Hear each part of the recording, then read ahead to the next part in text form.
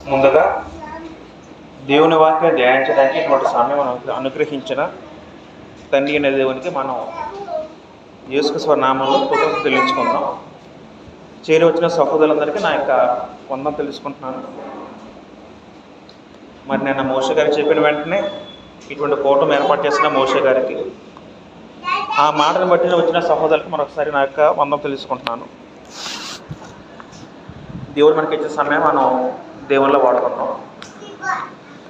వాస్తవానికి నాకు అంటే ఇవాళ ఎలాగో సెలవు, రేపు కూడా నాకు సెలవు వచ్చింది. అందులో బట్టి 3 రోజులు ఎక్కడ ఉంటాను కాబట్టి నేను మోషే గారికి చెప్పడం జరిగింది. నేను కొంచెం దేవుళ్ళలో మా సమయం కొడితే మంచిదనే ఉద్దేశంతో ఏర్పాటు చేసుకోవడం జరిగింది.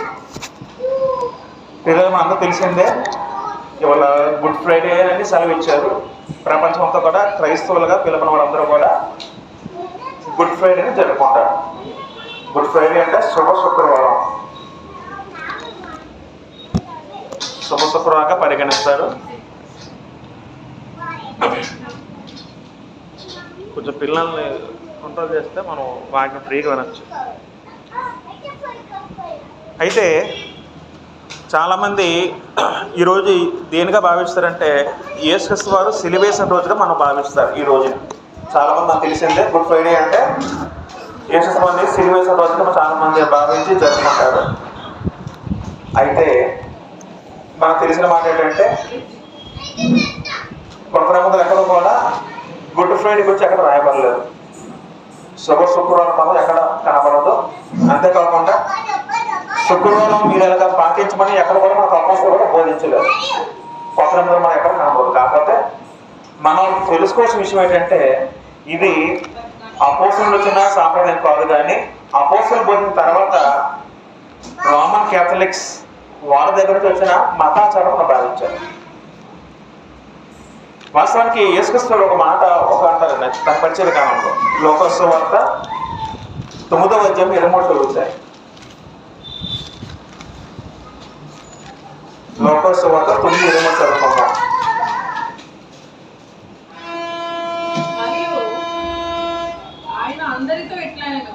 అందరితో ఇట్లనేను ఎవడైనాను నన్ను వెంబడింప కోరిన ఎడల తను తాను ఉపేక్షించుకొని ప్రతిదినము తన సిలువను ఎత్తుకొని నన్ను వెంబడింపవలను. యేసుక్రీస్తు వారు ఆయన భూమి మీద ఉన్నప్పుడు ఒక మాట చెప్పడం జరిగింది. ఇది అందరితో అంటున్న మాట. ఎవరైతే యేసుక్రీస్తు శిష్యుడిగా ఉంటారో ఉండబోతారో వాళ్ళతో అంటున్న మాట ఏంటంటే ఎవడైనా వెంబడింపకోరిన ఎడల తను ఉపేక్షించుకొని తనను తగ్గించుకొని ప్రతిదినము అన్నారా? ప్రతిదినం అన్నారా లేకపోతే ఒక రోజు అని చెప్పారు అక్కడ? ప్రతిదినము తన సిలువను ఎత్తుకొని నన్ను వెంబడింపవలెను. అంటే క్రైస్తవులుగా మనం ఎప్పుడు జ్ఞాపకం చేసుకు వారిని ఒక రోజు పరివర్తన చేయకూడదు.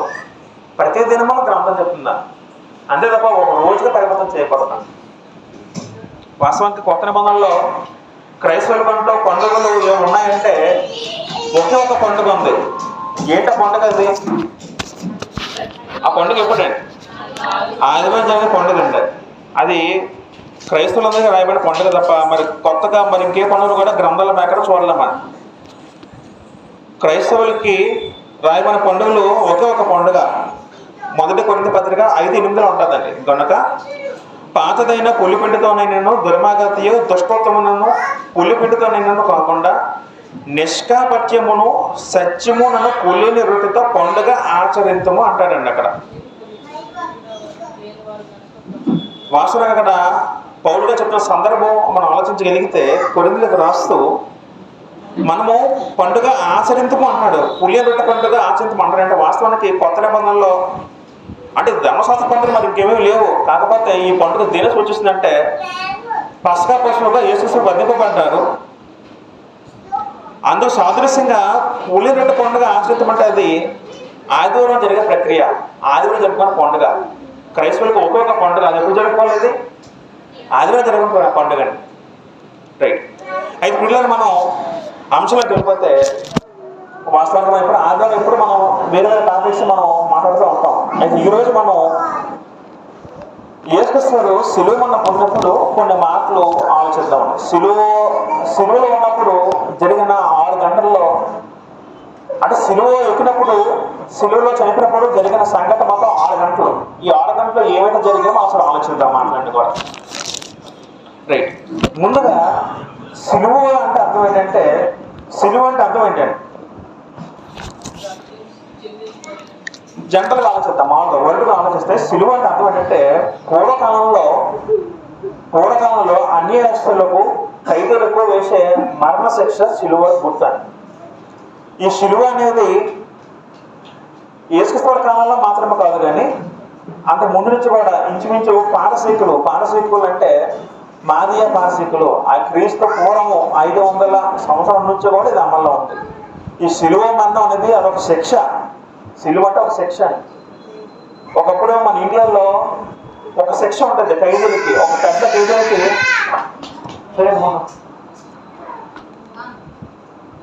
మన ఇండియాలో ఒక పెద్ద ఖైదీలకి వేసే శిక్ష ఏంటండి? ఇండియాలో పెద్ద శిక్ష ఏమో ఉంటుందండి, ఉరి శిక్ష. ఉరి శిక్ష అనేది మన ఇండియాలో పెద్ద శిక్ష లాగా. అదేవిధంగా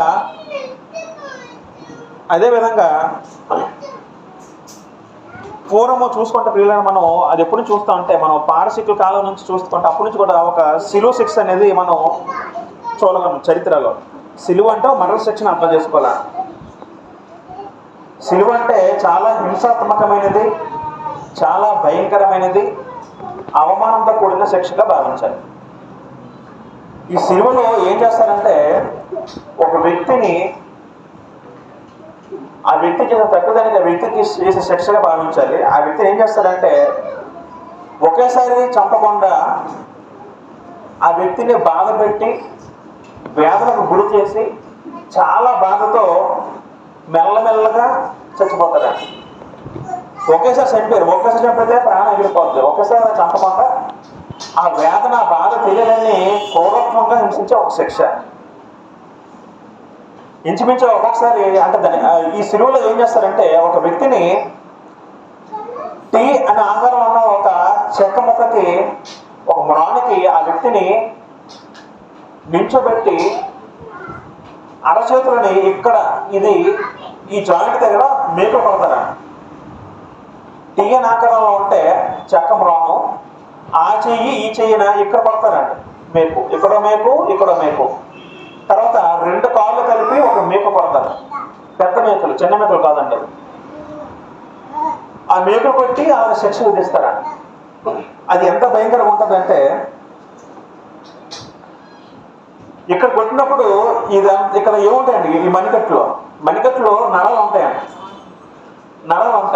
ఇక్కడ కొట్టిన నరాలన్నీ తెగిపోయి రక్తపసరం మరి వెళ్తాం.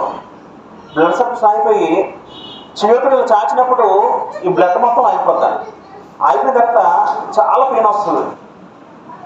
ఈ ప్లేస్లో మొత్తం పెయిన్ వస్తుంది. కింద లెగ్ దగ్గర 2 కాళ్ళు కలిపి ఒక మేకు కొట్టిన తర్వాత అలా నిల్చోబెట్టి ఏమవుతుందంటే మన బరువు అంతా కిందకి దిగుతుంది.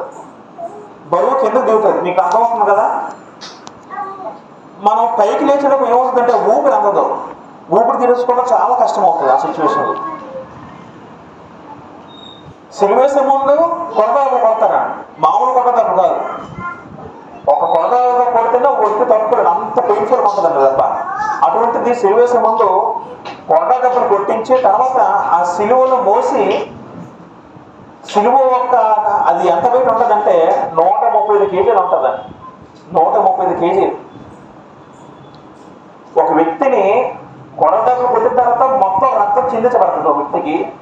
అది కాకుండా అతన్ని సిలువను ఎక్కించి నచ్చేలా చేస్తారండి. తర్వాత సిలువలో చేసింది ఏంటంటే ఈ అరచేతులకి మేకులు కొట్టి, కాళ్ళకి మేకులు కొట్టి అలా ఉంచుతారండి. ఉంచి ఆ వ్యక్తి చనిపోయిన వరకు అలా ఉంచుతారండి. మరి ఇంకా అంత ఆప్షన్ లేదు. ఈలోపు అతనికి ఎక్కడైతే గాయం అవుతుందో అక్కడి నుంచి మొత్తం రక్తం, బాడీలో రక్తం అంతా కారిపోతుంది. మనకు రక్తం కూడా మిగలుతాం. రెండో పాయింట్ ఏంటంటే విపరీతమైన జ్వరం వస్తుంది వ్యక్తికి. ఎందుకు ఆ గాయం వల్ల విపరీతమైన బాడీలో రక్తం పోయి జ్వరం వస్తుందని, నోరు తేడారిపోతుంది. మనకి విపరీతమైన జ్వరం వచ్చినప్పుడు మనకి దాహం వేస్తారు కదండి, హై టెంపరేచర్ వెళ్ళినప్పుడు. ఆ విధంగా ఆ వ్యక్తికి ఎవరు సిలువ వెళ్తారు, ఆ వ్యక్తికి భయంకరమైన దాహం వేస్తారు. మామూలు దాహం కదా, ఒళ్ళంతా నిప్పులు వచ్చేస్తుంది, మైండ్ బ్లడ్ సర్క్యులేషన్ సరిగా ఉండదు, ఆక్సిజన్ వెళ్ళకుండా ఊపిరి ఆడకుండా ఊపిరి తీసుకోవడం చాలా కష్టం అవుతుంది. అది శాస్త్రవేత్తలు చెప్పింది ఏంటంటే, పురాతన కాలంలో వేయబడిన అతి భయంకర శిక్షల్లో సిలువ మరణం చాలా భయంకర శిక్షగా పరిగణించారు. అది సిలువకు సంబంధించిన శిక్ష. ఆ సిలువ పొందడానికి అర్హులు ఎవరు? అందరికీ కాదు సిలువ అనేది. సిలువ శిక్ష అందరికీ కాదు. ఎవరు సిలువ శిక్ష అంటే భయంకరమైన తప్పులు చేసిన వారికి, భయంకరంగా ఉన్న ఖైదీలకి వేసే శిక్ష అంటారు. అటువంటి భయంకరమైన శిక్ష అనేది ఎవరు అనుభవించారంటే యేసుక్రీస్తు వారు అనుభవించారు. ఇంకా మనం నేర్చుకున్నాం కదా, పూర్వం చూడగానే రోమన్స్ కాలంకి వచ్చేసరికి వాళ్ళు ఇంకా భయంకరంగా ఉండేవారండి. రోమన్స్ కాలంలో ఇనుమును ఎక్కువ వాడేవారు. శిక్షకు ఉపయోగించినప్పుడు ఇనుములు, తర్వాత సుత్తి, ఇటువంటి ఆయుధాలు ఎక్కువ వాడేవారు రోమన్స్ కాలంలో. అందుకే రోమన్స్ అంటే భయం. ఎవరికైనా సరే, శత్రువులైనా ఇంకెవరికైనా, ఎవరైనా ఎదురు తిరిగితే అంటే ఎందుకు శిక్ష విధించారంటే మరొకడు ఏదో తిరగకుండా ఉండాలని శిక్ష విధించారు. మీకు పాయింట్ అర్థమవుతుందా? సిలువను శిక్ష వేసి ఇలా ఉంచేవాడు. ఉంచిన తర్వాత 3 నెలల వరకు అలాగే ఆ వ్యక్తి చచ్చిపోయిందాక అలా ఉండిపోయారు. ఈలోపు ఒకలా వ్యక్తి చచ్చిపోతే ఆకాశ పక్షులు కొన్ని వచ్చి అవి కూడా తింటూ ఉండేవాడు ఆ మాంసాన్ని. అంత భయంకరంగా ఉంటుంది పూర్వత్వంగా. అలా ఉంచేవాడు. అది చూసే మరొకరు భయపడతారు తప్పు చేయడానికి. ఆ కాలంలో రోమా సామ్రాజ్యానికి ఎదురు తిరిగే వారికి, భయంకర తప్పులు చేసే వారికి ఖైదీలకు విధించబడే శిక్షగా సిలువ శిక్ష మనం ఆలోచించాలి. అయితే అటువంటి శిక్షని యేసుక్రీస్తు వారు భరించారు. యేసుక్రీస్తు వారు భూమి మీద రావాలి, ఆయన మరణ శిక్ష పొందాలని అది యేసుక్రీస్తు వారు పుట్టినప్పుడే జరిగిందా లేదా అంతకుముందు ముందే జరిగిందా? యేసుక్రీస్తు వారు చనిపోవాలన్న ఆలోచన ఎప్పుడు వచ్చింది? జగత్తు పునాది వేయడానికి మునిపే. మొదటి పేతురు రాసిన పత్రిక 1వ అధ్యాయము 19-20 చదువుకుంటే, మొదటి పేతురు రాసిన పత్రిక 1వ అధ్యాయము 19-20 ఆలోచిద్దాం. అమూల్యమైన రక్తము చేత అనగా నిర్దోషమును నిష్కలంకమునకు గొర్రె పిల్ల వంటి క్రీస్తు రక్తము చేత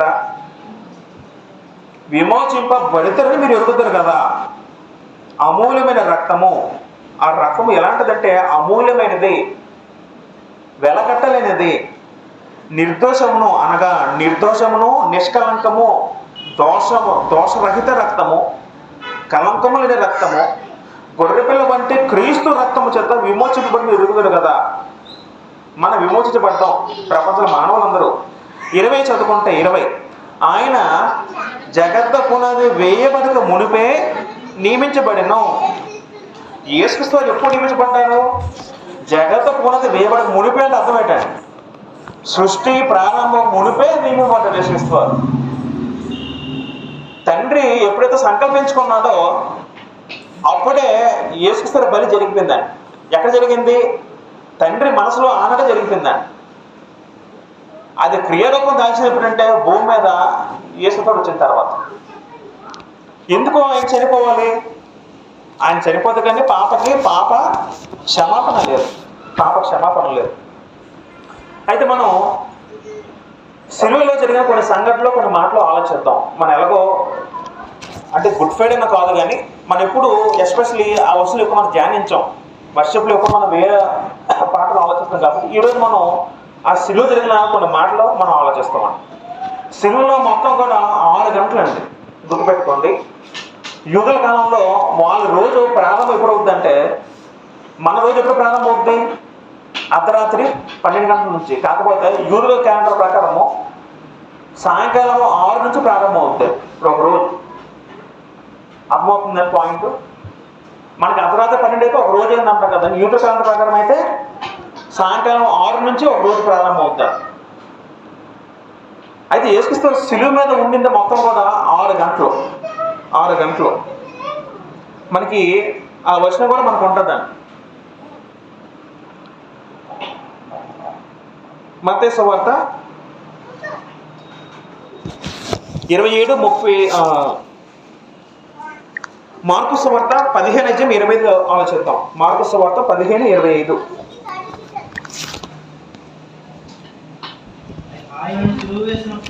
ఆయనను సిలువ వేసినప్పుడు పగలు 9 గంటలాయను. అక్కడ చాలండి, మనం ఆ మాట వరకు ఆలోచిద్దాం. ఆయనను సిలువ వేసినప్పుడు టైం ఎంత అయింది అన్నప్పుడు పగలు 9 గంటలాయను. అదే అధ్యాయము 33 ఆలోచిస్తే మధ్యాహ్నం మొదలుకొని 3 గంటల వరకు ఆ దేశమంతటా చీకటి కమ్మడం. అక్కడ చాలండి. అంటే ఒక సమయం ఏంటంటే సిలువ వేసిన సమయము ఉదయం 9 నుంచి మధ్యాహ్నం 3 వరకు. అంటే మొత్తం ఎన్ని గంటలు అయ్యి? 6 గంటలు. 6 గంటల వరకు కూడా యేసుక్రీస్తు వారు సిలువలో ఉన్నారు. రైట్. అయితే మనం కొన్ని సందర్భం ఆలోచించగలిగితే యేసుక్రీస్తు వారు గురువారం రాత్రేమో గెత్సెమనే తోటలో ప్రార్థన చేశారు. అది ఆఖరి ప్రార్థన. ఆ వారమంతా కూడా యేసుక్రీస్తు వారు శిష్యులకి హెచ్చరిస్తూ బోధిస్తున్న తర్వాత గురువారం రాత్రేమో గెత్సెమనే తోటలో ప్రార్థన అయింది. ఈలోపు ప్రార్థన అయిన తర్వాత అదే ఆఖరి ప్రార్థన. వెంటనే ఇస్కరియోతు యోధ ఏమో బంట్రోతులు అధికారులు పట్టుకున్నందు అందరూ పట్టుకొచ్చారు. ఎందుకు? యేసుక్రీస్తు వారిని అప్పగించిన అందరినీ తీసుకొచ్చారు. తర్వాత యేసుక్రీస్తు వారిని వాళ్ళు పట్టుకొని ఆయన తీసుకెళ్ళి ప్రధాన యాజకుడైన కైప దగ్గర తీసుకెళ్తారు. అంటే యూదులకి ఆనాడు మహాసభ ఒకటి ఉండేది. అక్కడ తీసుకున్న తర్వాత ఆయన మీద నేరం మోపడానికి ట్రై చేస్తారు.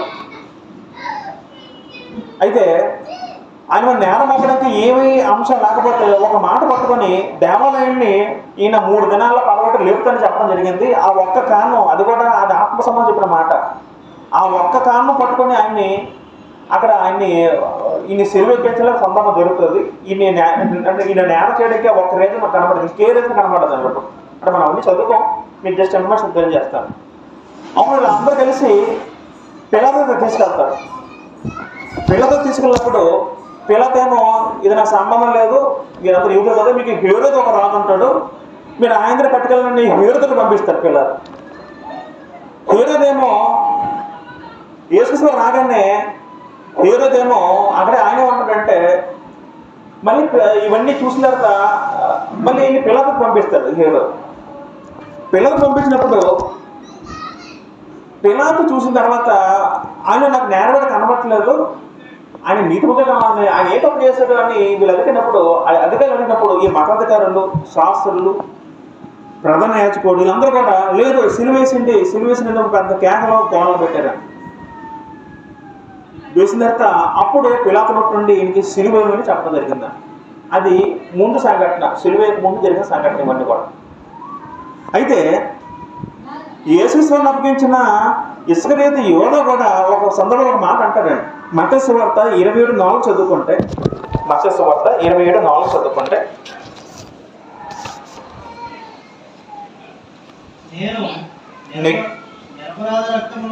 నేను నిరపరాధ రక్తమును అప్పగించి పాపము చేస్తేనే చెప్పు. నేను మాట్లాడుతుంది ఎవరు? యోధ ఏమో 33 వెండి నాణాలకి ఆశపడి కక్కుర్తిపడి ఎవరిని అప్పగించారు? యేసుక్రీస్తుని అప్పగించారు. అప్పగించిన తర్వాత వాళ్ళేమో సిలువ వేస్తున్నారు. ఈ మాట తెలిసిన తర్వాత ఆయన అప్పగించిన ఇస్రాయేలు యోధ ఏమంటారండి అక్కడ? నేను నిరపరాధ రక్తమును అప్పగించి పాపం చేస్తేనే అంటాడు. నిరపరాధ పదం ఎవరు వాడారు కదా? యోధ వాడాడు. అదేవిధంగా యేసుక్రీస్తు వారిని సిలువేయమని పిలాతు చెప్పాడు. అటువంటి పిలాతు కూడా ఒక సందర్భంలో మాట అంటారండి.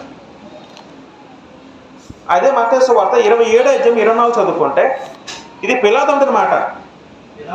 పిలాతు అల్లరి ఎక్కువ ఒకచున్నది కానీ తన వల్ల ప్రయోజనం లేదని గ్రహించి నీళ్లు తీసుకొని చేతులు కడుక్కొని ఈ నీతిమంతుడి రక్తము పూడ్చి నేను నిరపరాధని మీరే చూసుకున్నానని చెప్పాను. అప్పుడు పిలాతు గారు ఏమంటారు? ఆయన కూడా వీళ్ళు గోల పడలేక సిలువ వేయించి ఆయన చాటించాడు. సిలువ వేసుకొని అయిన తర్వాత పిలాతు అంత మాట ఏంటంటే అక్కడ ఈ నీతిమంతుడి రక్తం వచ్చి నేను నిరపరాధని మీరే చూసుకొని చెప్పాను, నాకు సంబంధం లేదు, మీ బట్టే నేను ఆయనకి సిలువ ఆర్డర్ జారీ చేసిన తప్ప ఆయనకి నాకు సంబంధం లేదు. అక్కడ ఆయన చెప్పదు. అక్కడ ఒక పదం వాడారు, నిరపరాధి రక్తము. అపరాధం లేనివాడు, నిరపరాధుడు, నీతిమంతుల పదం ఆయన వాడగా. ఎందుకు అదే అధ్యాయంలో 27లోని 18 చదువుకున్న మాట ఉంటుంది 18లోని. కాబట్టి జనులు కూడి వచ్చినప్పుడు పిలాతు, నేను ఎవరిని విడుదల చేయాలని మీరు కోరుచున్నారు, బరబ్బనా లేక క్రీస్తుని యేసునని వారిని అడిగాను. ఏలైనగా వారు అసూయ చేత ఆయనను అప్పగించిన అతను ఎరుగు. నేను యేసుని ఎందుకు అప్పచెప్పారట? అసూయ చెంది. ఎవరు అసూయ చెందారు? ఆనాడు ఉన్న ప్రధాన యాజకులు, ఆనాడు ఉన్న పరిసయ్యులు, ఆనాడు ఉన్న శాస్త్రులు, మతతగా అసూయ చెందారు. ఎందుకు అసూయ చెందారు?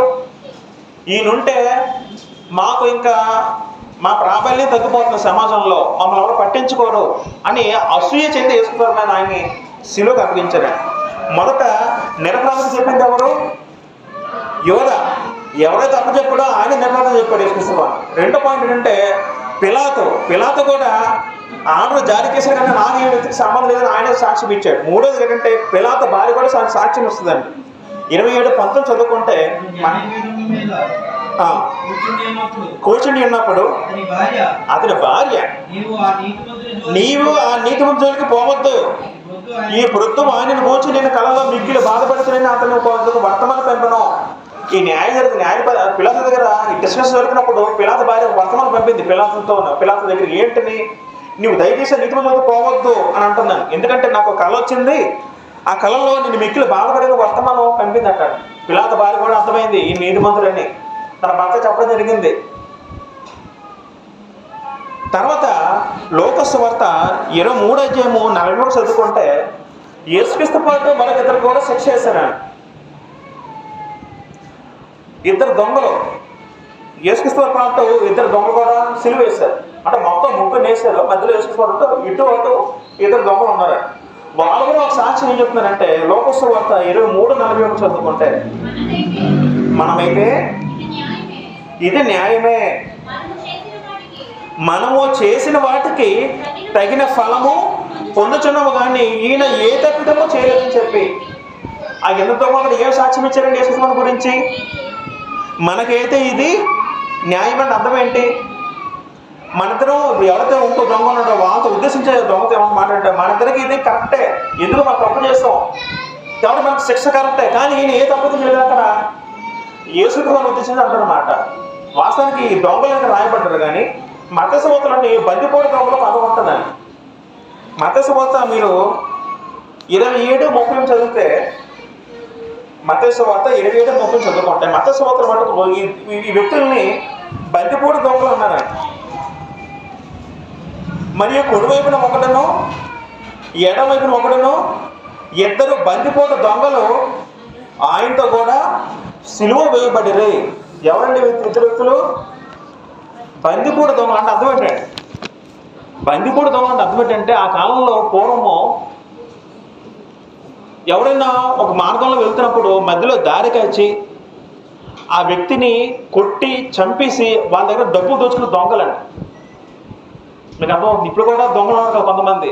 ఇప్పుడు ఎండమాస ప్రాంతానికి వెళ్ళినప్పుడు వాళ్ళని అడ్డగించి వాళ్ళు కొట్టేసి వాళ్ళ దగ్గర డబ్బు దోచుకునే వాళ్ళు దొంగలండి. అలాగా అంటే ఇద్దరు దొంగలు మామూలు ఇద్దరు కాదు, బందిపోటు దొంగలు. అంటే వాళ్ళు మహా భయంకరంగా ఉంటారు ఒకప్పుడు. నిజంగా వాళ్ళ జీవితంలో ఎంతమంది చంపాడో. ఇలాంటి వాళ్ళకి శిక్ష చేసినా తప్పులేదండి, ఎందుకంటే చాలామంది ప్రాణాలు తీశారు, వాళ్ళు చాలామంది దోచుకున్నారు, అలాంటి శిక్ష తప్పలేదు. కానీ వాళ్ళు ఏమంటారు, మనం చేసినా మనం న్యాయమే, కానీ ఇటువంటి ఈ వ్యక్తికి సిలువేయడం ఏంటని అక్కడ వాళ్ళ అనడం జరుగుతుంది. మొత్తం మీద 4 సాక్ష్యం ఇచ్చారండి. ఎంత పుస్తకం చూడండి. ఆయన అప్పగించిన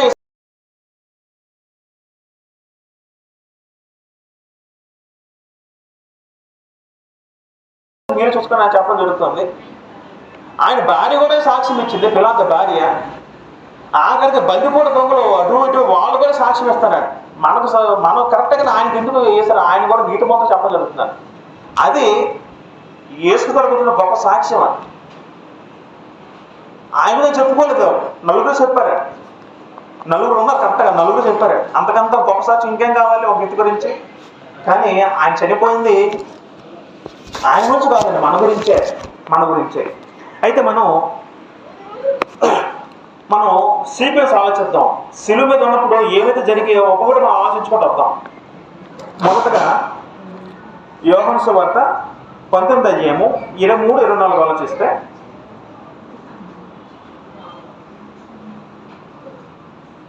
మొదటగా యోహాను సువార్త, మనకి 4 సువార్తలు కూడా యేసుక్రీస్తు వానికి వచ్చే సిలువ అంత సందర్భం ఉంటుంది.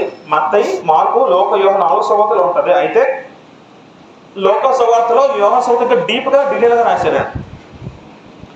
ఆలోచిద్దాం. యోహాను సువార్త 19:23-24 ఆలోచిద్దాం.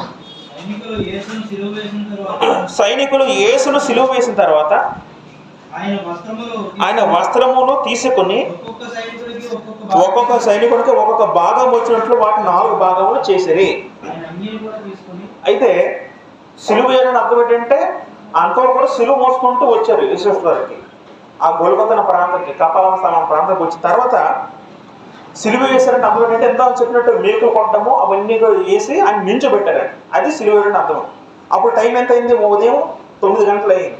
అప్పుడు సైనికులు ఏం చేశారంటే ఆయన సిలువ వేసిన తర్వాత ఆయన వస్త్రము తీసుకొని ఒక్కొక్క సైనికునికి ఒక్కొక్క భాగం వచ్చినట్లు వాటికి 4 భాగములు చేశారు. ఆ వస్త్రాలు తీసుకొని సైనికులేమో 4 భాగాలు చేశారండి. తర్వాత ఆయన అంగిని తీసుకొని 24 వారు దాన్ని చెంపగా అది ఎవరికి వచ్చినో దానికోసం చీట్లు వేద్దామని ఒకరితో చెప్పుకొనిరి. ఆయన బట్టలు తీసుకుని అది చీట్లు వేసి పంచుకుంటారు. అంటే ఇవన్నీ ఎందుకు జరిగాయంటే పాత నిబంధన జరిగిన ఒక ప్రవచనం నెరవేర్పుగా జరిగిందని. కీర్తన 22 కీర్తన 18 మాట ఉంటుందని. అది ప్రవచనము. ఆ ప్రవచనం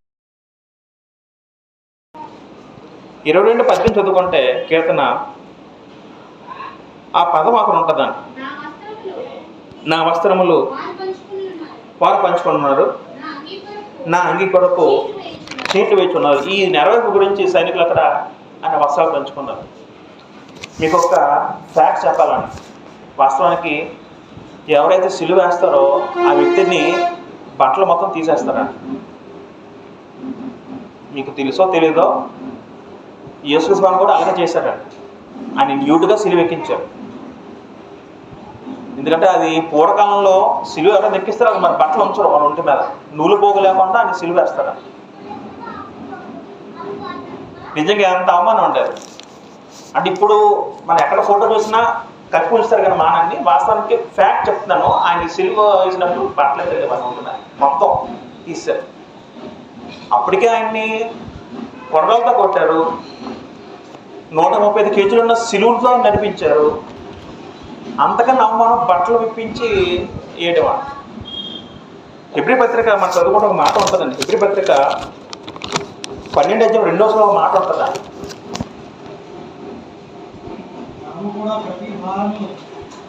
మనము కూడా ప్రతి భారమును సులువుగా చిక్కులు పెట్టే పాపమును విడిచిపెట్టి విశ్వాసము కర్తయు దాన్ని కొనసాగించబోటని యేసు వైపు చూచుచు మన ఎదుట ఉంచుకున్న పందెల ఓపికతో పరిగెత్తుదము.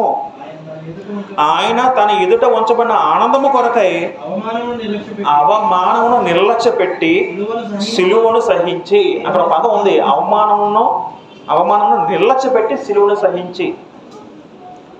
యేసు ఎంత తగ్గించుకున్నాడు మా గురించి. అది అందుకే యేసు ప్రేమని ఎవరు వర్ణించలేమని. సిలువను వహించి అవమానము నెట్టి అంతగా తగ్గించుకున్నాడు ఆయన మన గురించి. ఎవరి గురించి అంటే మన గురించే. అయితే సైనికులేమో చీట్లు వేసిన తర్వాత సైనికులేమో కావలి కాసారు. మొత్తం అంతా కూడా సెక్యూరిటీగా ఉన్నారు. 27:36 ఉంటుంది మత్తయి సువార్త. 27:36 చదువుదాం. మనం ఒక్కొక్కటి సీక్వెన్స్ ఆలోచించి కూడా వస్తాం. మొదటి ఏంటంటే సిలువ వేసిన వెంటనే సైనికులు ఏం చేశారంటే చీట్లు వేశారు. చీట్లు వేసిన తర్వాత పంచుకున్నారు. తర్వాత ఆ చుట్టూ కావలుగా సెక్యూరిటీ గార్డ్గా ఉన్నారు. ఈ మాట మత్తయి సువార్త 27:36 ఉంటుంది. అంటే అన్ని ఒకదే రాయబడలేదు, మనం అవన్నీ ఏర్పరిచి మాట్లాడతాం. అతను మరి కూర్చుండి ఆయనకి కావాలి ఉంటుంది. ఎందుకు కూర్చున్నారు సైనికులు? మరి ఎవరు వచ్చి ఎవరైనా ఆయన చేస్తూ అనుచరులు వచ్చి గొడవ పడతారేమో అని ఆయన సెక్యూరిటీగా ఉన్నారండి సైనికులు. తర్వాత ఏం జరిగిందంటే ఇటువైపు ఏమో జనసమూహం అప్పటికే చాలామంది వచ్చారండి. ఆయన సిలువ నడిపినప్పుడు చాలామంది జనాంగం ఆయన చుట్టూ బయలుదేరండి. ఈ మాట లోక సువార్తలో ఉంటుంది. లోక సువార్త 23:27 చదివితే లోకాసు వార్త 23:25 చదువుకుంటే 27, గొప్ప జన సమూహమును ఆయనను గూర్చి రొమ్ము కొట్టుకొనుచు దుఃఖించిన చాలా మంది స్త్రీలను ఆయనను వెంబడించిరి. ఆల్రెడీ సిలువ వేస్తున్నప్పుడే చాలా మంది గొప్ప జనసమూహం ఆయనతో పాటు వెళ్తున్నారు చుట్టూ ఏం జరుగుతుందో చూడడానికి. ఆయన గురించి రొమ్ము కొట్టుకొనుచు అర్థం దుఃఖానికి సూచిక. ఆ కాలంలో గుండెలు తెలిసిన దొంగజమ్మ మాట ఉంటుంది కదండి, రొమ్ము కొట్టుకొంచు ఆ దుఃఖానికి సూచిక. దుఃఖించున్న చాలా మంది స్త్రీలు ఆయనను వెంబడించిన పదం ఉంటుంది. అయితే వాళ్ళతో పాటు ఈ మతాధికారులు కూడా వీళ్ళందరూ కూడా ఆయనతో అక్కడ వెళ్ళారు. ఈ సందర్భంలో మనం ఒకసారి మార్కు సువార్త 15:29-30 చదువుకుంటే, మార్కు సువార్త 15:29-30 చదువుకుంటే, మార్కు సువార్త 15:29-30. మార్కు సువార్త 15:29-30. అప్పుడు తమ తమలు ఊల్చుచు ఆహా దేవాలయం పడగొట్టి 3 దినముల పట్టుబడ సిలువ మీద దిగి నిన్ను మీద రక్షించుకున్నామని చెప్పి ఆయనను దూషించరి. అయితే ఈలోపేమో యేసుక్రీస్తుని వెంబడిస్తున్న జనం అందరూ వస్తున్నారు, వాళ్ళు ఏడుస్తున్నారు. ఇటువైపు ఏమో కొంతమంది జనాంగం అటువైపు వెళ్తూ వాళ్ళేమంటారంటే వాళ్ళు దూషిస్తారు. యేసుక్రీస్తు ఏమో దూషిస్తున్నారంటే, ఆహా దేవాలయం పడగొట్టి 3 దినంలో కట్టుబడ. ఈ మాట అంటుంది ఒకప్పుడు యేసుక్రీస్తు అన్నారు. ఈ మాటలన్నీ అవన్నీ ఆయన చెబుతూ నిన్ను నీవు రక్షించుకొని హేళన చేస్తారు.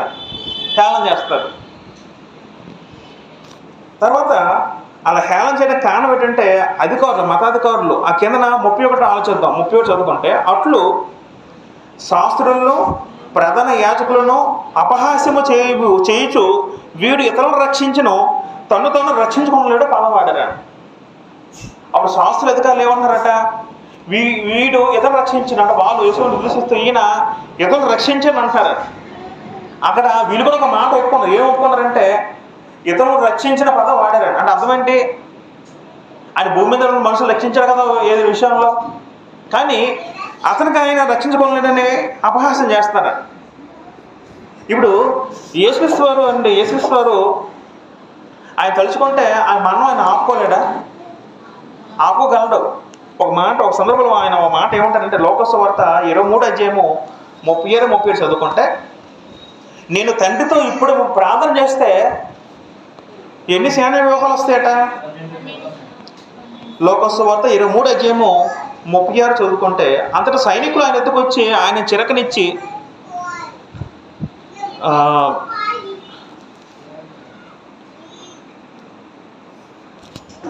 ఆ వచనం కాదు కానీ ఒక సందర్భం ఉంటుంది.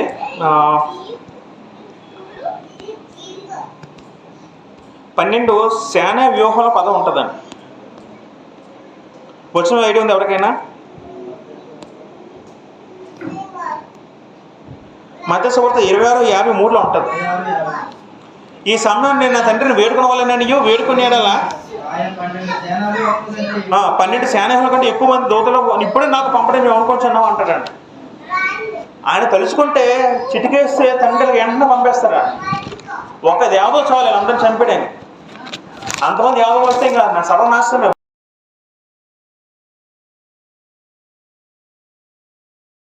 ఆయనే తగ్గించుకున్నారండి. ఎందుకంటే ఒక సందర్భంలో మాట అంటారు, నా ప్రాణాన్ని నాకు నేనే అప్పగించుకున్న పదం చాలాసార్లు ఉంటుంది అన్నమాట. నా ప్రాణము పెట్టుచున్న పదం ఉంటుందండి అక్కడ. రైట్. ఈ జరిగిన తర్వాత ఈ ఇద్దరు నేరస్తులేమో ఇటు సిలువేశారు కదండి. వాళ్ళు ఏమంటారు యేసుక్రీస్తుతో ఆయన వాళ్ళందరూ మాట ఆలోచిద్దాం. మార్కు సువార్త 15:32 ఆలోచిస్తే ఇవన్నీ మనం సీక్వెన్స్ బయట ఆలోచించుకొని వస్తున్నాం. మార్కు సువార్త 15:32 ఆలోచిస్తే, ఇశ్రాయేలు రాజు క్రీస్తు ఇప్పుడు సిలువ మీద దిగి రావచ్చును. అప్పుడు మనం చూసిన అమృతమైన ఒక చెప్పుకునేది, ఆయనతో కూడా సిలువ వేయబడిన వారును ఆయనను నిందించరే అని అక్కడ వచ్చిన ఉంటుందండి. ఈ ఇద్దరు నేరస్తులు ముందర ఇదంతా గందరగోళంగా ఉందండి ఆ సిచ్యువేషన్. అప్పుడు యేసుక్రీస్తు సిలువ వేసినప్పుడు కొంతమంది జనాలు ఏడుస్తున్నారు, కొంతమంది మతాధికారులు దూషిస్తున్నారు. ఈలోపు మొదట ఈ చుట్టుపక్కల ఈ పక్కన ఉన్న ఇద్దరు ఖైదీలు కూడా వీళ్ళు కూడా దూషిస్తారు. ముందు నిందించారు యేసుక్రీస్తుని మొదట.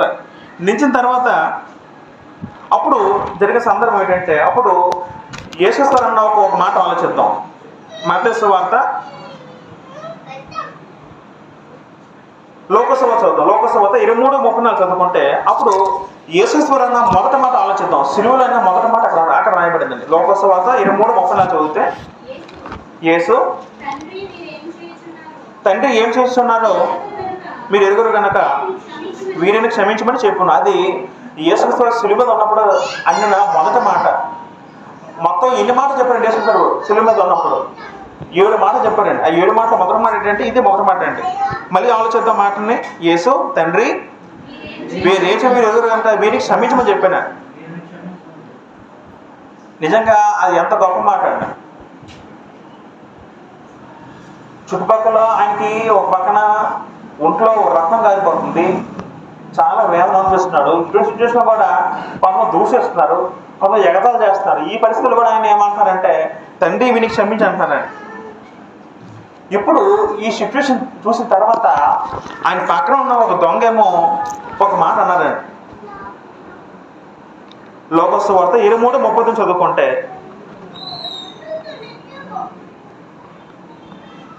లోకసువార్త 23:34 చదువుతాం. ఇప్పుడు వేలాడదీయబడిన నేరస్తుల్లో ఒకడు ఆయన దూషించుచు నీవు క్రీస్తు కదా, నిన్ను రక్షించుకున్నాము, మమ్మల్ని కూడా రక్షించమని చెప్పాను. 40 అయితే రెండోవాడు వారిని గద్దించి నీవు అదే శిక్షలో ఉన్నావు కనుక నువ్వు దేవుడు భయపడవా? మనకైతే ఇది న్యాయమే, మనం చేసిన వాటే తగిన ఫలం పొందుతున్నాము, కానీ ఈయన ఏ తప్పిదమో చేయదని చెప్పి 42 ఆయనను చూచి యేసు నీవు నీ రాజ్యంలోకి వచ్చినప్పుడు నన్ను జ్ఞాపకం చేసుకోమనెను. ఇక్కడ గొప్ప అద్భుత సంఘటన జరిగిందండి. ఈ సిలువ సందర్భంలో ఒక మంచి కార్యం జరిగింది. ఏంట కార్యం అంటే ఒక దొంగ రక్షించబడ్డాడు. మొదట ఈ ఇద్దరు దొంగలు నిందించారు, దూషించారు. తర్వాత ఏమో యేసుక్రీస్తు ఏమన్నారు, వీళ్ళకి క్షమించు అన్నారు.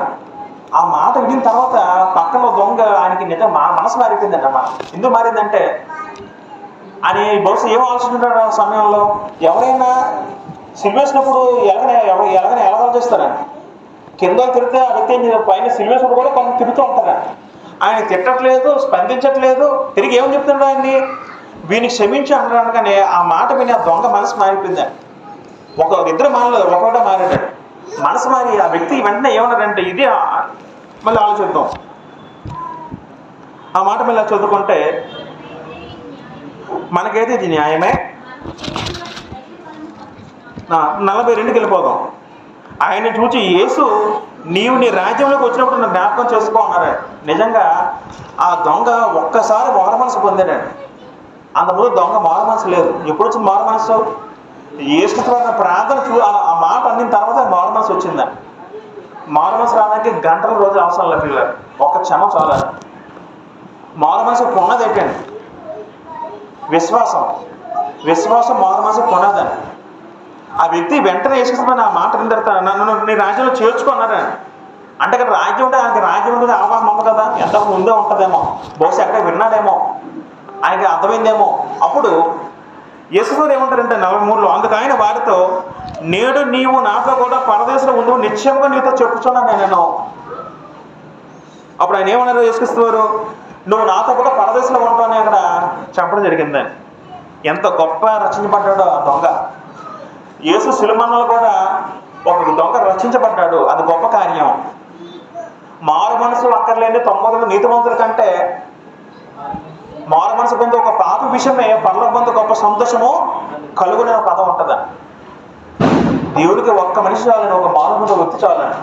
నిజంగా ఆ సందర్భంలో శిష్యులు కూడా అంత విశ్వాసం లేదేమో, దొంగకున్న విశ్వాసం. అవునా కాదా? పేదరేమో 3 సార్లు అబద్ధపడ్డాడు. ఏమైనా అబద్ధపడ్డాడు సిచ్యువేషన్లో? నాకెవరో తెలియదు అన్నారా? సిలువ సమయంలో శిష్యులు కనబడరు. అక్కడ ఎవరు, అందరూ దూరం ఉన్నారు. ఎక్కడ వాళ్ళు పట్టుకుంటారు? ఒక యోహాను తప్ప ఇంకే శిష్యుడు కనబడ్డాడు.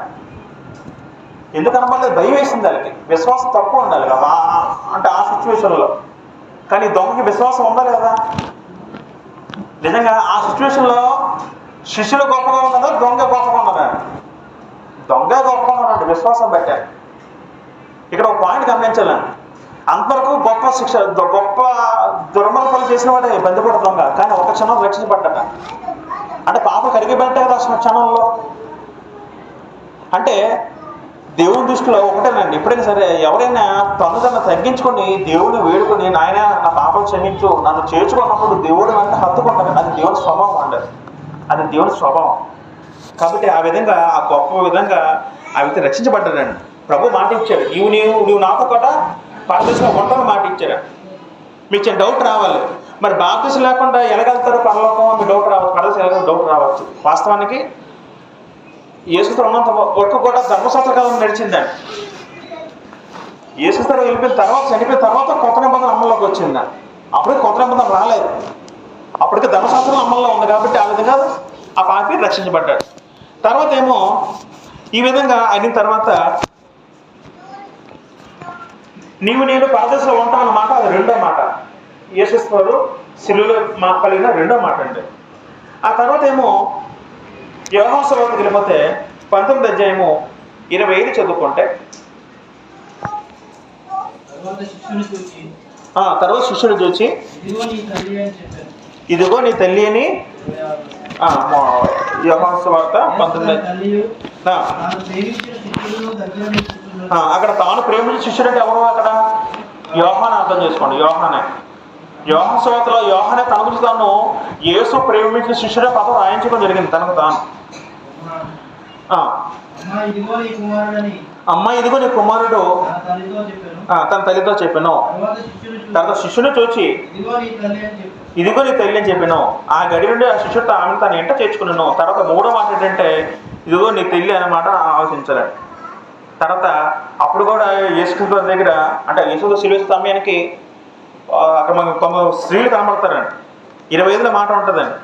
ఆయన తల్లియు, ఆయన తల్లి సహోదరియు, క్లోఫా బారిన మరియయు, మగ్దలేని మరియు వీళ్ళందరూ కూడా శిలువ దగ్గర ఉంటారండి.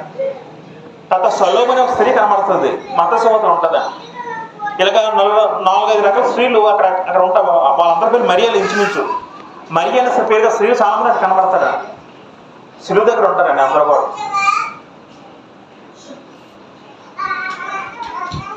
అది మూడో మాట. అప్పుడు ఏమో యేసువారు పెద్ద కూడా కాబట్టి తన తల్లి బాధ్యతను ఏం చెప్పారంటే యోహాను గప్ప చెప్తారు.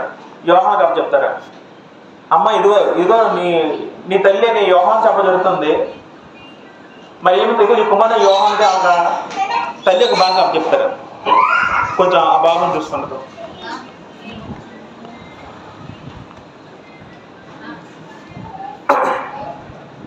అది మొదటి 3 గంటలండి, 9 నుంచి 12 గంటల వరకు జరిగే సంభాషణ. 9 నుంచి 12 గంటల వరకు మొత్తం మూడు మాటలు చెప్తారు యేసుక్రీస్తు. మిగతా 4 మాటలు అనేవి మధ్యాహ్నం 12 నుంచి 3 వరకు జరుగుతుంది. ఆ 3 గంటల సమయంలో మిగతా 4 మాటలు ఉంటాయి. ఇప్పుడు తర్వాత ఏమైందంటే లోకాసు వార్త 23 అధ్యాయము 44కి వెళ్ళిపోతే, లోకాసు వార్త 23:44కి వెళ్ళిపోతే వెంటనే రమారమి మధ్యాహ్నమాయను. అప్పుడు రమారమి మధ్యాహ్నమాయను, మధ్యాహ్న సమయం అయింది. అది మొదలుకొని 3 గంటల వరకు ఆ దేశమంతటి మీద చీకటి కమ్మెను. వెంటనే మధ్యాహ్నం 12 గంటల నుంచి 3 వరకు ఏమైందట? చీకటి కమ్మిందండి. సాధారణంగా మధ్యాహ్నం చీకటి కమ్ముతుందా? కమ్మదు. బహుశా చీకటి ఎలాంటిదంటే మనం సాయంకాలం ఇంచుమించు 6:30-7 ప్రాంతాల్లో ఎటువంటి చీకటి, అటువంటి లైట్ చీకటి ఆ మధ్యాహ్నం కనబడిందండి. అదొక అద్భుతం. మొత్తం 3 గంటలు కూడా చీకటి కమ్మిందండి. సూర్యుడు అదృశ్యుడాయన కింద వచ్చిన ఉంటుందండి. సూర్యుడు అదృశ్యుడాయన ఒక మాట ఉంటుందండి. అంటే దాన్ని ఎలా అర్థం చేసుకోవాలంటే బహుశా ఆ సమయంలో ఆ చీకటి చాలా మటుకు కొత్త నిబంధనలో చీకటి పదం దేనికి సూచిక వాడబడిందంటే పాపానికి సూచిక వాడబడిందండి. బహుశా దేవుడు మనందరి పాపాలని చీకటిగా ఆయన మీద మోపాడేమో అని అర్థం చేసుకోవచ్చు అలంకార రూపంలో. యెషయా 53 చదువుకుంటే యెషయా గ్రంథము 53:6 ఒక మాట ఉంటుంది. యెషయా గ్రంథం 53 అధ్యాయం అనేది యేసుక్రీస్తు వారి శిలువను ఉద్దేశించి రాసిన అధ్యాయం అంతా కూడా. యెషయా గ్రంథం 53:6 చదువుకుంటే మనమందరము గొర్రెల వల్ల త్రోవ ప్రతిమి, మనలో ప్రతి వాడు తన కృష్ణ త్రోవను కలిగిన యెహోవా మనందరి దోషమును అంత మీద మోపెను. బహుశా ఎప్పుడు మోపాడంటే ఆ సిచ్యువేషన్ అలంకారంగా అర్థం చేసుకొచ్చాడు. చీకటి పాపను గుర్తయితే మనందరి పాపం కూడా ఆయన మోపాడు. ఆ చీకటి ఎంతవరకు ఉందట? 3 వరకు ఉందండి. ఆయన చనిపోయిన తర్వాత మళ్ళీ చీకటి మళ్ళీ లేవి మళ్ళీ మామూలుగా వెలుతురు వచ్చిందండి. తర్వాత ఏమైందంటే అప్పుడు యేసుక్రీస్తు పలికిన 4వ మాట ఉంటుంది. లోకాసు వార్త 27:46 ఉంటుందండి. లోకాసు వార్త 27:46 చదువుకుంటే, సారీ మత్తయి సువార్త 27:46. యేసు ఏలి ఏలి లామా సబక్తాని అని బిగ్గరగా కేక వేశాను. ఆ మాటకు నా దేవా నా దేవా అని. తర్వాత యేసు కలిగిన ఆఖరి 4వ మాట ఏంటంటే 46లో 3 గంటలప్పుడు, అంటే కరెక్ట్గా చనిపోయే ముందు ఏలి ఏలి లామా సబక్తాని బిగ్గరగా కేక వేశాడండి. ఆ మాటకు అర్థం ఏంటంటే నా దేవా నా దేవా ఎందుకు నా చేయి విచ్చుదనే అర్థము. బహుశా యేసుక్రీస్తు ఆ మాట ఎందుకు అక్కడ అనడం జరిగింది? ఎందుకు ఆ మాట అనడం జరిగిందండి? ఎందుకు జరిగిందంటే అది ప్రవచనం నెరవేర్పు గురించి ఆయన మాట అన్నారు. 22 మొదట్లో మాట ఉంటుందండి. కీర్తన 22 మొదటి వచనంలో ప్రవచనం అది నెరవేర్పుగా మాట అక్కడ అనడం జరుగుతుందండి. తర్వాత 5వ మాట ఏముంటుందంటే ఆ తర్వాత ఏమో అంటే చనిపోతున్నారు. ఆ సిచ్యువేషన్లో యోహాను సువార్త 19:28 చదువుకుంటే, యోహాను సువార్త 19:28 చదువుకుంటే అక్కడ 19:28 యోహాను సువార్త. ఆ తర్వాత సమస్తము అప్పటికి సమాప్తమైంది యేసు ఎరిగి లేఖము నెరవేరినట్లు నేను దప్పికొంచున్నాననే పదము ఉంటుందండి. యోహాను సువార్త 19:28 మాట ఉంటుంది. అది పలికిన 5వ మాట. అప్పటికే ఆయన బాడీలో వాటర్ అంతా పోయింది, మహాదాహం వేస్తుంది, ఆయన దప్పికొంచుని అన్న జరుగుతుందని. తర్వాత ఏమో 6వ మాటగా 19:30 చదువుకుంటే యేసు ఆ చిరక కూర్చుకొని ఆ దాహం వేసినప్పుడు వీళ్ళు ఒక చిరక అంటే చాలా పుల్లదైన ద్రాక్ష రసం అండి. ఆ స్పాంజ్లో అందించి ఆయన నోటికి అందిస్తారు. యేసు చిరక కూర్చుకొని 30 వచనంలో మొదట కూర్చుకొని 2సారి కూర్చుకుంటారు. చిరక సమంతమైందని చెప్పి తల వంచి తన ఆత్మను అప్పగించుకున్నాను. అది 6వ మాట అండి. అప్పుడు సమాప్తమైంది అన్న మాట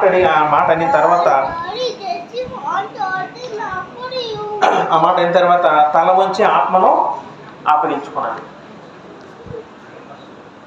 ఆఖరి మాట 7వ మాట ఏంటంటే లోకాసు వార్త 23:46 ఉంటుందండి. గొప్ప శబ్దముతో కేక వేసి తండ్రి నీ చేతికి నా ఆత్మను అప్పగించున్నానని చెప్పి ఆయన ఇలా చెప్పి ప్రాణము విడిచెను. ప్రాణం విడిచిందంటే ఆత్మ బయటకు వచ్చినట్టు అర్థం. మనకు తెలుసు శరీరంలో ఏముంది? ప్రాణం ఉంది, ఆత్మ ఉంది. ప్రాణం పోతే ఆత్మ బయటకు వచ్చేస్తుంది. ప్రాణం ఉండదు, ఆత్మ ఉంటుంది. ప్రాణం వెళ్ళిపోతే ఆత్మ ఉంటుంది. ఆ విధంగా యేసుక్రీస్తు వారు ప్రాణం విడిచారండి. ఇదంతా కూడా సిలువలో జరిగిన 6 గంటలు ఉదయం 9 నుంచి మధ్యాహ్నం 3 వరకు జరిగిన సంఘటనలు కొన్ని కూడా. ఈ సందర్భంలో జరిగిన గొప్ప అద్భుతం ఏంటంటే ఒక దొంగ రక్షించబడ్డాడు. తర్వాత ఆ సిలువ పొందిన తర్వాత కొన్ని అద్భుతాలు జరిగాయండి. పెద్ద భూకంపం వస్తుందండి. మత్తయి సువార్త 27:54 ఉంటుందండి. పెద్ద భూకంపం వస్తుందండి.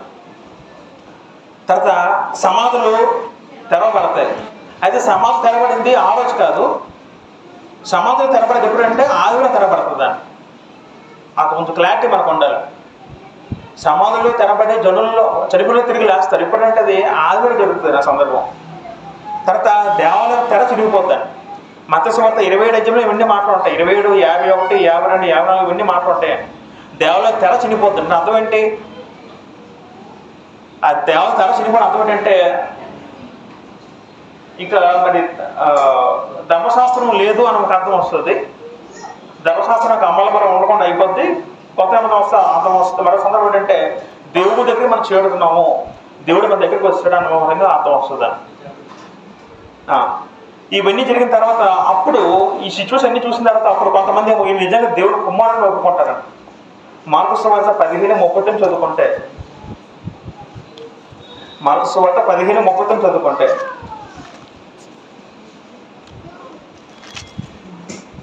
ఆయనకి ఎదురుగా నిలిచిన శతాధిపతి ఆయన ఇలాగ ప్రాణం విడిచుడు చూసి నిజముగా ఈ మనుష్యుడు దేవుని కుమారుడని చెప్పాను. నిజంగా దేవుడు కుమారుని సాక్షించారు. ఎవరు? శతాధిపతి. శతాధిపతి అంటే 100 మందికి సైనికులు ఉన్న అధిపతి. ఆయన సాక్ష్యం ఇస్తాడు నిజంగా దేవుని కుమారుడు. తర్వాత ఆ చుట్టూ ఉన్న సైనికులు కూడా సాక్ష్యం ఇస్తారు. మత్తయి సువార్త 27:54 ఉంటుంది అన్నమాట. మత్తయి సువార్త 27:54 చదువుకుంటే ఇప్పుడు కావలి వారు కూడా చుట్టూ సైనికులు కావలి కాసిన వాళ్ళు కూడా వాళ్ళు సాక్ష్యం ఇస్తారు. శతాధిపతియు అతనితో కూడా కావలి ఉన్నవారును భూకంపము జరిగే కార్యాలన్నీ చూచి మిక్కిలి భయపడి నిజముగా ఈయన నిజంగా దేవుని కుమారుడు చెప్పి చెప్పుకున్నది. లోకసభ 23:48 ఏదో మాట ఉంటారు. లోకసభ 23:47 చదువుకుంటే శతాధిపతి జరిగిన చూచి ఈ మనిషి నిజంగా నీతిమంతుడే ఉండునని దేవుడు మహింపరిచాను. శతాధిపతి ఏమన్నాడు? నిజంగా నీతిమంతుడు అంటారా? నీతిమంతుడు. ఇందాక నలుగురు అంటే మరొక వ్యక్తి ఏమని చెప్పాడు? నీతిమంతుడు ఎప్పుడు చెప్పాడు మాట? శిలుమన్ను తర్వాత చెప్పాడు. వాళ్ళు శిలుమన్ను ఇంకా మరణం జరగలేదు ముందు చెప్తే మరొక వ్యక్తి ఏమో శతాధిపతి ఏమో ఆకలి సాక్ష్యం ఇస్తున్నాడు. ఏమి సాక్ష్యం ఇచ్చాడంటే నిజంగా నీతిమంతుడు అన్నాడు. ఎందుకు అన్నాడంటే ఆయన చెప్పినప్పుడు భూకంపం రావడం, చీకటి పడడం, ఇవన్నీ అద్భుతాలు ఏ మనిషి జరుగుతుంది ఎవరికైనా సరే. ఇంతకుముందు చాలా మంది సిలిబేసి ఉంటాడు శతాధిపతి, చాలా మంది శిక్ష వేసి ఉంటాడు. కానీ ఎప్పుడు ఎవరు చనిపోయేసారు, ఎప్పుడు ఇలా జరగలేదు. కానీ ఈ విధిగా జరిగిందంటే నిజంగా ఆయనకి శక్తి ఉంది. ఈయన మామూలు మంచి చేత కాదు, ఈయన సామాన్య మానవుడు కాదని ఇలాగా ఆయన కూడా సాక్ష్యం ఇచ్చాడు. ఇక్కడ క్లియర్గా మనకేం అర్థం అవ్వాలంటే ఇవన్నీ మనం చేసుకున్న తర్వాత యేసుసారి వచ్చింది మన గురించి, భూమి మీద ఆయన చనిపోయింది మన గురించి. పౌలు గారు మాట ఏమంటే ఇది చదివి మనం ముగించేద్దాం. పౌలు గారు గలాతీ పత్రిక 2:20 చదువుకుంటే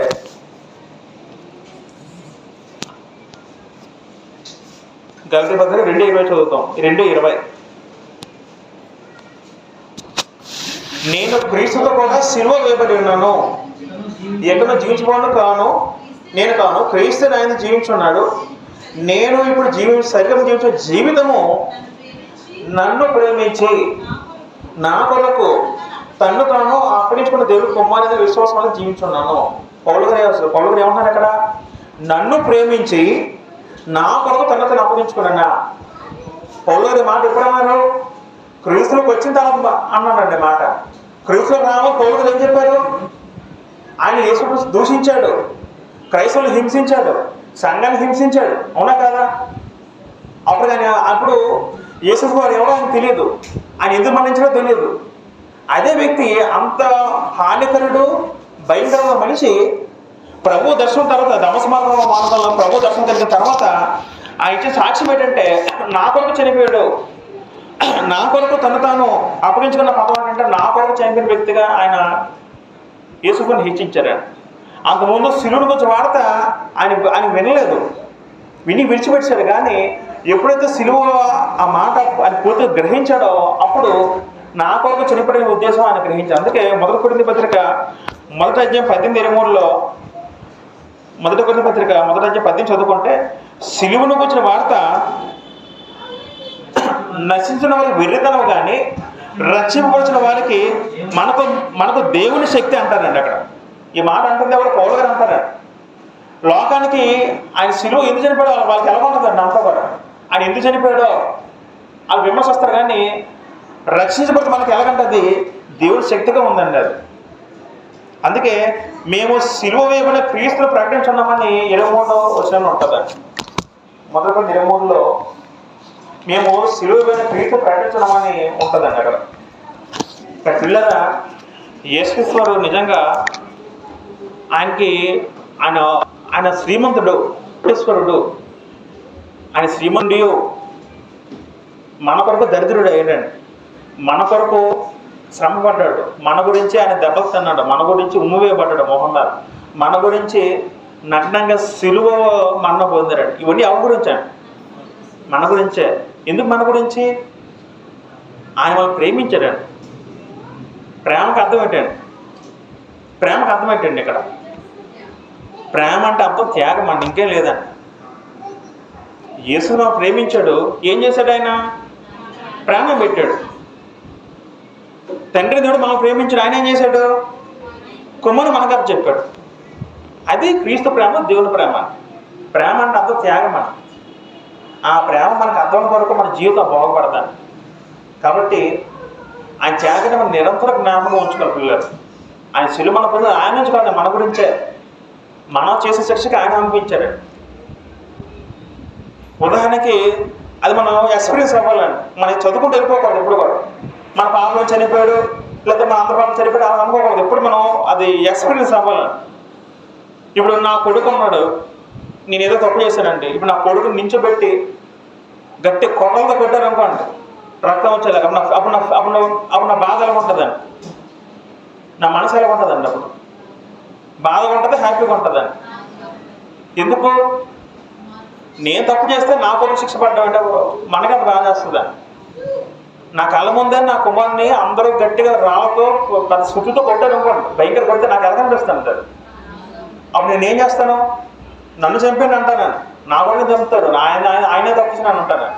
అదేవిధంగా మన తప్పకి మన ప్లేస్లో ఎవరు వచ్చారు? యేసు వారు వచ్చారండి. ఆయన మరణాన్ని తక్కువ చేయకూడదు. ఆయన మరణాన్ని ఎప్పుడో జ్ఞాపకం చేసుకోవాలి. గుడ్ ఫ్రైడే అంటే ఒక్క శుక్రవారం మాత్రం కాదండి, నిరంతరం జ్ఞాపకం చేసుకోవాలి. కాబట్టి ఆ నీటి మంట రక్తము మన గురించే, ఆ అమూల్యమైన రక్తము మన గురించే పిల్లలు. కాబట్టి మన శిలువను నిరంతరం జ్ఞాపకం చేసుకొని మనం ఆయన మార్గంలో నడిస్తే, ఆయన మార్గంలో మనం అలాగా చనిపోతే, మనం చనిపోయిన తర్వాత పరదేశకి వెళ్ళి తర్వాత పరలోక చేతులు మనం ఈ వాక్యము గ్రంథం ద్వారా నేర్చుకున్నాం. దేవుడి మాటలన్నీ కూడా దీవించి మన అందరి హృదయాల్లో